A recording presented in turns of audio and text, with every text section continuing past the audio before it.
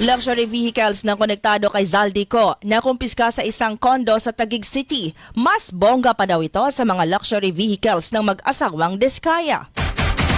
10 mga paring Katoliko at isang religious brother ang kabilang sa mga pumasa sa 2025 bar examinations. Kabilang dito ang 2 military ordinariate sa Philippine Air Force at Bureau of Fire Protection.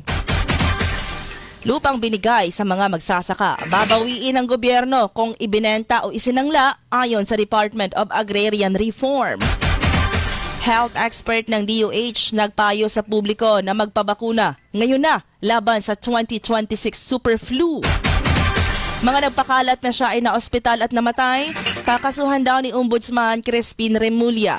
NBI inatasan niyang kilalanin ang mga chismosong vlogger.